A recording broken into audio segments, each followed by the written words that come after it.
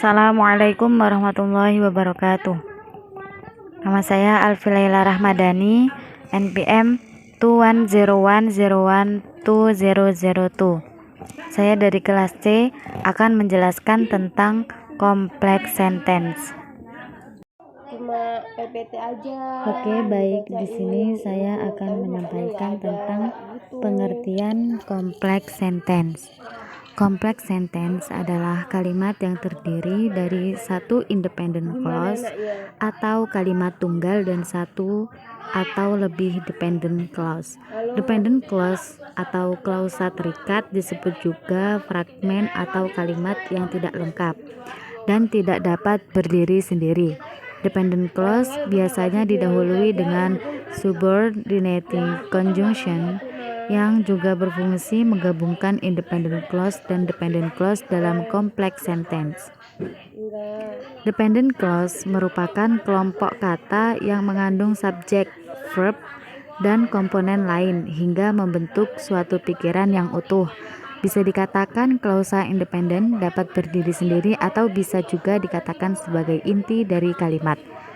Dependent clause juga mengandung subjek dan verb, namun belum mengungkapkan suatu pikiran yang utuh. Sederhananya, klausa ini bergantung pada independent clause. Independent clause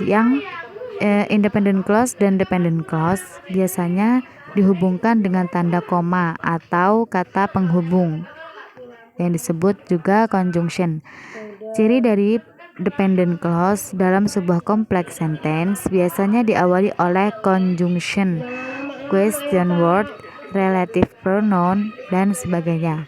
Pada kompleks sentence, pikiran pada independent clause merupakan pikiran utama dan menjadi pondasinya, sedangkan pada dependent clause merupakan tambahan.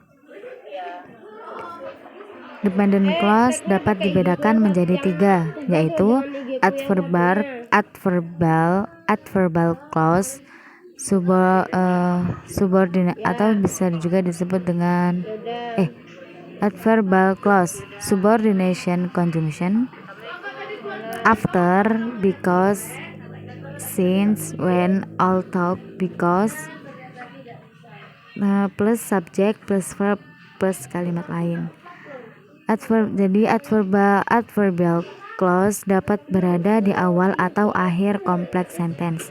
Ketika berada di awal, biasanya adverbal clause dan independent clause dipisahkan dengan koma.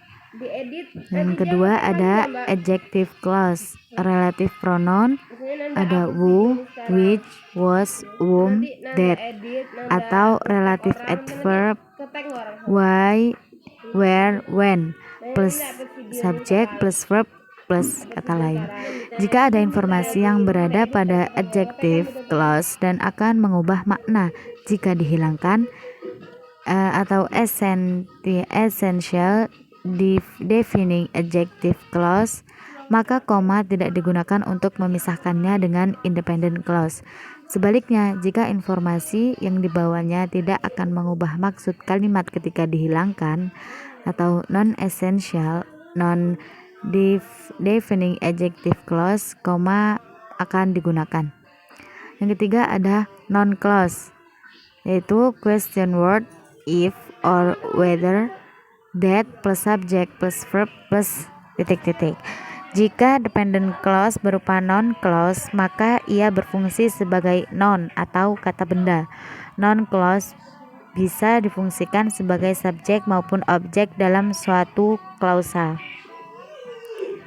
Contoh kalimat beserta uraiannya. Contoh kalimatnya adalah because she had free time during last holiday, she rearranged her house.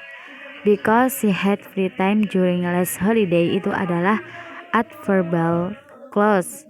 Sedangkan she rearrange her house itu adalah independent clause. Yang kedua ada I'll give you a call when I finish. When I finish sama dengan adalah adverbal clause. I'll give you a call itu adalah independent clause. Yang ketiga ada I like the book that he just read. that he just read adalah adjective clause yang esensial. Tapi I like the book itu adalah independent clause. Yang keempat ada Tom, which is very cute, is my cat.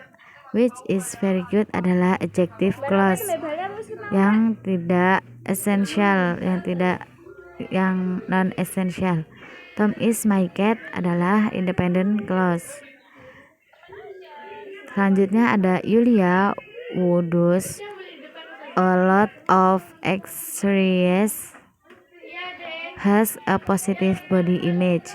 Who does a lot of exercise adalah adjective clause yang non-essential.